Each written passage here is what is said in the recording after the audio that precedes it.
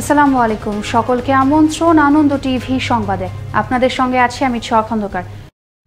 চিকিৎসকের পরামর্শ ছাড়া সাধারণ সর্দি কাশি সহ বিভিন্ন রোগের ক্ষেত্রে আমরা অনেকেই নিজে নিজে রোগ নির্ণয় ও ওষুধ সেবন করে থাকি। তবে এমন অভ্যাস যে মারাত্মক স্বাস্থ্য ঝুঁকি, সে কথাই জানালেন বিশেষজ্ঞরা। ডাক্তারি পরামর্শ না মেনে ওষুধ সেবনে শরীরে বাসা বাঁধতে পারে জটিল ও ভয়ঙ্কর রোগ। সহকর্মী মুসামিয়া প্রতিবেদনে আরো জানাচ্ছেন তরিকুল ইসলাম, ক্যামেরা ছিলেন আলী আহমেদ। শরীরে যখন কোনো রোগের উপসর্গ দেখা দেয় তখন নিজেরাই রোগ নির্ণয় করে এবং সে অনুযায়ী ফার্মেসি থেকে ওষুধ সংগ্রহ করে। বাংলাদেশে গ্রাম কি শহরে এমন মানুষ কম নেই। একজন স্বাভাবিক মানুষ তার শরীরের রোগের উপসর্গ বুঝে অনভিজ্ঞ ফার্মেসি বা দোকানদারের কাছ থেকে ওষুধ কিনে সেবন করেন। এতে সাময়িক কিছুটা উপকার হলেও শরীরে দীর্ঘমেয়াদী সমস্যা দেখা দিতে পারে। অ্যান্টিবায়োটিক ওষুধ আমরা প্রেসক্রিপশন ছাড়া বিক্রি করি না। অ্যান্টিবায়োটিক ওষুধ, ঘুমের ওষুধ প্রেসক্রিপশন ছাড়া বিক্রি করি না। দেশের বেশিরভাগ ফার্মেসিগুলোতেই প্রেসক্রিপশন ছাড়াই ঘুমের ওষুধ বিক্রি করা হয়। দেয়া হয় নানা রকম ব্যথানাশক ওষুধ। প্রেসক্রিপশন ছাড়া ওষুধ না দেওয়ার প্রতিক্রিয়া ব্যক্ত করলেন ওষুধ বিক্রেতারা। আসলে আমরা তো প্রেসক্রিপশন ছাড়া কোনো ওষুধ দিই না। অনেক সময় আসে যে আপনার গ্যাস্ট্রিকের ওষুধ চাইতে, আমরা ছোটখাটো যেসব বুঝি, যেমন গ্যাস্ট্রিকের নাপা, আপনার প্যারাসিটামল, এগুলোই জাস্ট দিই। এছাড়া আমরা কোনো ওষুধ প্রেসক্রিপশন ছাড়া দিই না। সাধারণ রোগীরা নির্ভয়ে স্বীকার করলেন নিজেদের প্রয়োজনে অনেক সময় পার্শ্ববর্তী লোকের পরামর্শে প্রেসক্রিপশন ছাড়াই ওষুধ খাওয়ার কথা। আমি তো প্রেসক্রিপশন নিয়ে আসছি যে আমার এই যে আমি এখানে ডাক্তার দেখাইছি, ডাক্তার দেখানোর পরে এই যে আমি সব প্রেসক্রিপশন নিয়ে আসছি। চিকিৎসকের পরামর্শ অনুযায়ী সঠিকভাবে অ্যান্টিবায়োটিক সেবন না করলে স্বাস্থ্য ঝুঁকি বাড়তে পারে। ফার্মেসি থেকে ব্যথানাশক ওষুধ সেবনের ফলে কিডনি নষ্ট সহ শরীরে রোগের বিস্তার হওয়ার সম্ভাবনাই অনেক বেশি থাকে বলে জানালেন এই বিশেষজ্ঞ। অবশ্যই আমরা বলবো যে চিকিৎসা সেবা একটা মানবিক বিষয় এবং এখানে চিকিৎসার জন্য নির্ধারিত যে চিকিৎসক ছাড়া কারো পক্ষে কিন্তু প্রেসক্রিপশন করার কোনো ক্ষমতা নেই। ঔষধ একটা আর্টিফিশিয়াল জিনিস, সিনথেটিক জিনিস। এর মধ্যে কিন্তু এটা এমন না যে খাবার জিনিস যখন তখন খেতে। আমি যেন সাধারণ মানুষকে বলবো যে আপনাদের যে কোনো একটা সমস্যা হইলে আপনি রেজিস্টার্ড ফিজিশিয়ানের কাছে যান, তার প্রেসক্রিপশন মতো ওষুধ, অবশ্যই মুখে মুখে কোনো ওষুধ খাবে না। রোগ হতে মুক্তি ও জীবন বাঁচাতে প্রয়োজন ওষুধ, কিন্তু নিজেদের অসচেতনতায় সেটি যেন মৃত্যুর কারণ না হয়। তাই ওষুধ গ্রহণে হতে হবে সচেতন। তরিকুল ইসলাম, আনন্দ টিভি, ঢাকা। প্রতিটি জেলা ও উপজেলায় একটি করে মোট 560টি মডেল মসজিদ ও ইসলামিক সাংস্কৃতিক কেন্দ্র স্থাপন প্রকল্পের আওতায় বুধবার 50টি মডেল মসজিদ ও সাংস্কৃতিক কেন্দ্রের উদ্বোধন করবেন প্রধানমন্ত্রী শেখ হাসিনা। মঙ্গলবার দুপুর 12:30টায় রাজধানীর ওসমানী স্মৃতি মিলনায়তনে অনুষ্ঠিত সংবাদ সম্মেলনে একথা জানান ধর্ম প্রতিমন্ত্রী ফরিদুল হক খান।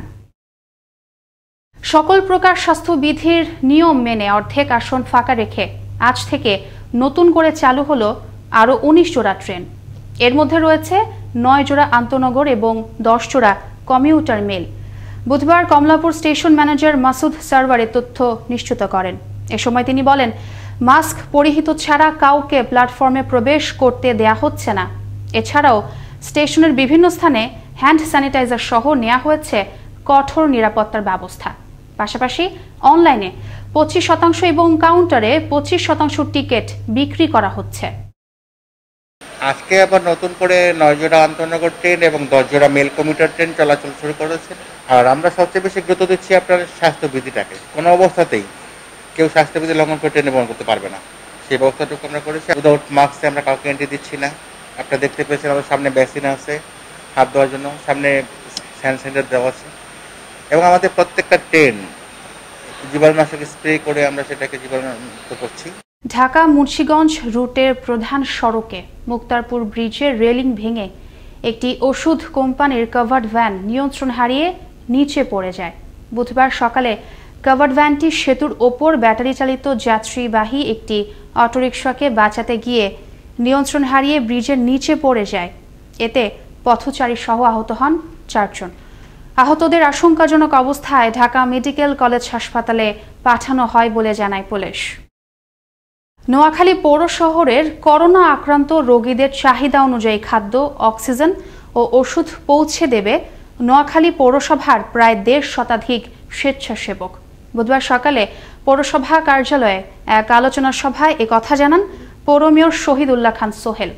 এ সময় করোনা আক্রান্তদের সেবায় একটি স্বেচ্ছাসেবক গ্রুপও তৈরি করা হয়। কেউ খাদ্য সহায়তা চাইবে কেউ অক্সিজেন সহায়তা চাইবে, এক একজনের এক একটা সমস্যা থাকতে পারে। কারো বাচ্চা আছে, তার বাচ্চার খাদ্যের প্রয়োজন হবে। তোমাদের দায়িত্ব হচ্ছে যে সেই জিনিসগুলা পৌঁছে দেয়। কক্সবাজারের টেকনাফে অভিযান চালিয়ে 57 ভরি স্বর্ণ, 32,000 পিস ইয়াবা ও নগদ 4,50,000 টাকা সহ নুরুল আলম নামের এক মাদক কারবারিকে আটক করেছে র্যাব 15। মঙ্গলবার রাতে টেকনাফের সাবরাং দক্ষিণ ডেইলপাড়া এলাকায় পরিচালিত হয় এ অভিযান। বুধবার সকালে এক প্রেস ব্রিফিংয়ে এ তথ্য নিশ্চিত করেন র্যাব 15 এর অধিনায়ক আজিম আহমদ। নড়াইলে র্যাব ও পুলিশের পৃথক অভিযানে ইয়াবা ও গাঁজা সহ আটক করা হলো 5 মাদক ব্যবসায়ীকে। মঙ্গলবার রাতে র্যাব 6 এর সদস্যরা গোপন সংবাদের ভিত্তিতে নড়াইল সদরের তুলারামপুরে অভিযান চালিয়ে 40 পিস ইয়াবা সহ মঞ্জুর আলম ও রবিউল ইসলামকে গ্রেফতার করে। অপরদিকে কালিয়া থানা পুলিশ অভিযান চালিয়ে 500 গ্রাম গাঁজা সহ গ্রেফতার করে শীতলবাটি গ্রামের গোলাম নবী ও বিল্লাল নামের 2 জনকে।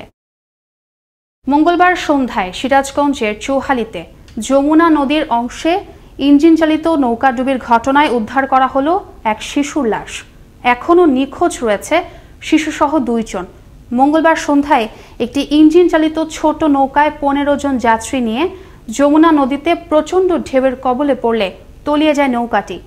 এ সময় বেশিরভাগ যাত্রী সাঁতার কেটে তীরে উঠতে সক্ষম হলেও নিখোঁজ ছিলেন 3 জন। লাখো শহীদের রক্তের দান, সবুজ শ্যামলেই বাংলাদেশ। 1971 সালের মুক্তিযুদ্ধকালীন দক্ষিণ অঞ্চলের সর্ববৃহৎ গণহত্যা সংঘটিত হয় বরিশালের গৌরনদী চাটশি ইউনিয়নের কেতনার বিলে। পাক সেনাদের ভয়ে প্রাণ বাঁচাতে কেতনার বিলে আশ্রয় নেয় শত শত নিরস্ত্র এলাকাবাসী। নিরীহ সে জনতার উপর পাক হানাদাররা চালায় নির্বিচারে ব্রাশ ফায়ার, হত্যা করে 5 মাসের শিশু থেকে 85 বছরের বৃদ্ধ পর্যন্ত 5 শতাধিক ব্যক্তিকে। তবে স্বাধীনতার 50 বছর পার হলেও শহীদ পরিবার হিসেবে রাষ্ট্রীয়ভাবে স্বীকৃতি পায়নি কেউ। বরিশাল ব্যুরো প্রধান কাজী আলামিন জানাচ্ছেন বিস্তারিত। 1971 সালে মহান মুক্তিযুদ্ধের সময়ে দক্ষিণ অঞ্চলের সর্ববৃহৎ গণহত্যার ঘটনা ঘটেছে বরিশালের গৌরনদী উপজেলার কেতনার বিলে। পাকিস্তানি হানাদার বাহিনীরা 8টি গ্রামের 5 শতাধিক নিরীহ মানুষকে গুলি করে হত্যা করে। ওই সময়ে নিজের মা বাবা সহ একই পরিবারের 11 জনকে হারিয়ে বেঁচে যাওয়া 7 বছরের সুফিয়া বেগম নির্মম হত্যাকাণ্ডের বর্ণনা করেছেন। মিলিটারি গুলি করতে আছে তখন আমার বাবা বলছে কি যে আমরা মুসলিম লীগ। তখন আমার বাবার ওইখানে একটা গুলি করছে, এইখানে, তাও আমার বাবা বলে এইখানটা গুলিটা লাইকে এইখানটা সবকিছু বাইরে গেছে। আর আমার বোনটা ও কোলে আছে, পুরো কলিজাটাই বাইরে গেছে। এখানে আব্বা, এখানে আব্বা, ওইখানে আম্মা, এইখানে গরু, ওইখানে চাচা।